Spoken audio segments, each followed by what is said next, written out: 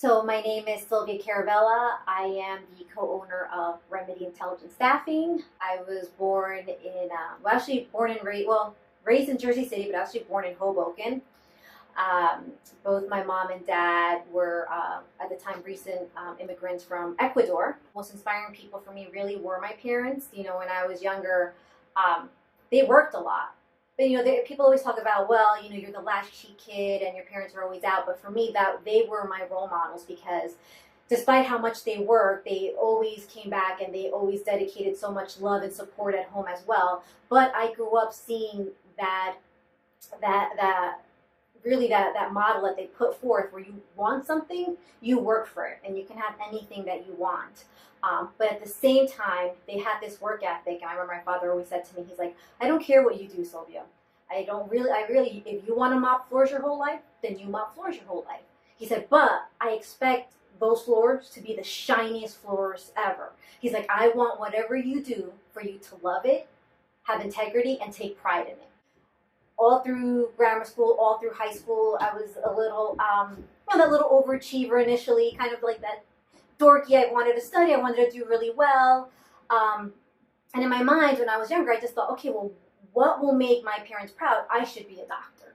And I'm like, okay, that's what I'm doing. I'm going to be a doctor. And so when I went to high school, that's all I focused on. You know, I tried to get good grades. I did play some sports as well. I was terrible, but you know, we're kind of the best of the worst. But I did try to have that well-rounded aspect as well. But I joined a lot of different, you know, I went to, Rutgers had a program for Hispanic students who wanted to go into the medical field. I forget what the name of it was, but I get to, you know, one summer I worked at UMD&J, and I got to do clinical rotations, and I decided then that I wanted to be, at the time, it was an orthopedic surgeon. I wanted to stay local, and a great school would be Rutgers, so that's actually where I enrolled for my undergrad back in, oh gosh, that was 1996. So I enlisted into Rutgers. Again, it was through a program for Hispanic students that were interested in going into the medical field. I actually started a little bit sooner. I think we started like the middle of the summer to get acclimated. As part of the program, you had to start school sooner, so I was a part of that. Again, wonderful time, met, you know, one of my best friends there. And that's when I enlisted as a biology major at Rutgers. And I pretty much stayed as a bio major for 2.5 years. And then my whole life changed, and then all of a sudden I decided, just woke up one day and said, oh my goodness, I don't think I can do this anymore. I don't think this is for me. So you kind of have to imagine that your whole life you grow up thinking that there's this one thing that I want to do, and then all of a sudden it becomes really discouraging and disheartening when you wake up and realize, I don't want to do this, and you feel really disappointed in yourself, and also in the fact that you feel you're going to disappoint your family. So that's where everything kind of changed for me, and I think for me now it's shown me a lesson that it's okay. Like I tell kids all the time, like it's okay if you don't have everything figured out, as long as eventually you figure it out, because guess what? You're going to work for the rest of your life. So it's okay to take some time and even take a few steps back to figure out what is that you're going to do that's going to make you happy. At the time, I felt really lost. I was really just kind of grasping at straws. I had gone to so many, you know, on-campus job fairs. And I remember at the time, Morgan Stanley had come in. They're a completely different type of company. They're an investment bank. And I had randomly met with their information technology team. And I was like, okay, well, that's what I'm going to do. Just kind of picked a thing out of the sky. I'm going to become an information technology specialist. But I can't do it here at Rutgers. So I ended up leaving Rutgers my third year, and I enrolled in DeVry. At the time, DeVry was really this technical school. And I thought, well, this is where I need to go if I'm switching gears. It never occurred to me to stay at Rutgers and finish my bachelor's, which was a mistake at the time. But again, I don't regret anything because I think everything happened the way it was supposed to. So I ended up going to DeVry, and I enrolled in their information technology. So I have an associate's from there as well. The way things happened, one day, a friend of mine was working at Morgan Stanley in Jersey City. They were hiring for part-time call center people to answer calls. I'm like, okay, I lived in Jersey City, so they said, hey, instead of running back and forth, why don't you try to get this part-time job in Jersey City, and then you just go to school, come back. I'm like, okay. So one of the best friends, my friend's best, good friend, was the HR person there. I told my sister, can I go interview tomorrow? She's like, go ahead, go, do what you need to do. I went, they hired me as a temp. So I came in through an agency as a temporary associate. This was February of 1999. I went into, at the time it was called Morgan Stanley Dean Witter, as just a telephone rep at a call center. And it was only 4 hours a day, and I actually ended up doing really well. By April, they hired me through them, directly through the company. And eventually they offered me a full-time position. So I was still able to work out, going to DeVry and working full-time through them.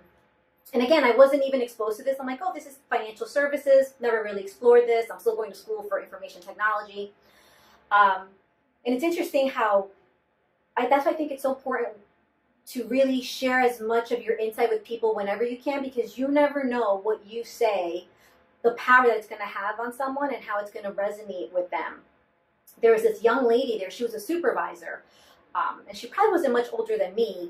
And she had actually graduated from Rutgers a few years before me. I didn't really know her. She was a supervisor. Her name is Elizabeth Catrillo. Now she's Elizabeth Slavin. They called her Liz Catrillo. She was going around just meeting people. She was a supervisor there. She started talking to me, and I told her, she's like, where'd you go to school? I'm like, oh, I was at Rutgers, but I'm at DeVry. She's like, oh, I graduated from Rutgers. I'm like, oh, that's great. It's always nice to meet people who, went to your alma mater. And she said to me, so what year did you graduate? I'm like, well, I didn't, I left my third year, but now I'm at DeVry, so I'm going to get that. My associate's there. And she just looked at me like I was crazy. She's like, wait. She's like, I don't understand. She's like, you didn't finish? I'm like, well, no, but I'm at DeVry, so I'm going to get my associate. She's like, yeah, but you didn't finish your bachelor's when you only had a year and a half left? And meanwhile, my mother had been begging me for years, please go back and finish. And I'm like, no, mommy, don't worry. I'm working already. I'm going to get my associate. It's fine. I don't have to finish. And my poor mother was like, just desperate for me to get my bachelor's. And I really didn't listen to her. I'm like, oh, I'm good. I'm working full time, mommy. Don't worry.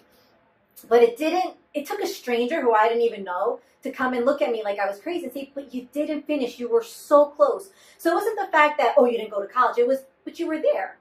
You pretty much did all the legwork and you stopped like more than halfway through.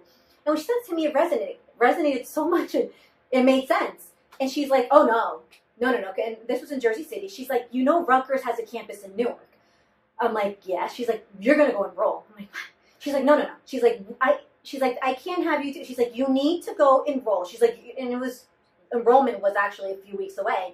She's like, you have to go. She's like, you go, enroll at Rutgers, take night classes, and finish. She's like, you have to finish. And I'm like, okay. And meanwhile, I don't really know this person, but what she said to me made so much sense to me. And I did that. So I enroll back. I'm still working at Morgan Stanley. I'm going to night classes. I start dating my husband. He works there. So you really can't date in the workplace. So we made the decision that one of us had to find work somewhere else. So I'm like, I'm going to do this. He had been there longer. I'm like, I'm going to look. So I started looking within the company at Morgan Stanley in New York City. I'm like, oh, this should be easy. It's an easy transfer. So there was this big job posted in New York City for Morgan Stanley. I'm like, I'm going to apply. And I did. What I didn't realize at the time is that the Morgan Stanley in Jersey City and the Morgan Stanley in New York were two very different. One was like the retail side, one was the institutional investment banking side. So a little more stringent with regards to hiring processes. So I go in there and I interview, and they really like me. I think I went through almost 4 or 5 interviews. And, they came back and they're like, we really like you. I'm like, great. They're like, you don't have a college degree. And they're like, and most of the people on this floor not only have a college degree, they have a master's and you have nothing. And so that hurt, but I got to say, I'm like, wait, I'm going to night school. I'm actually going to finish in 18 months. And so they were so surprised by that. They're like, you're going to night school? I'm like, yes. I'm majoring in economics and I'm going to finish in 18 months. They're like, if you can get this finished in 18 months, we'll hire you and we'll pay for you to finish.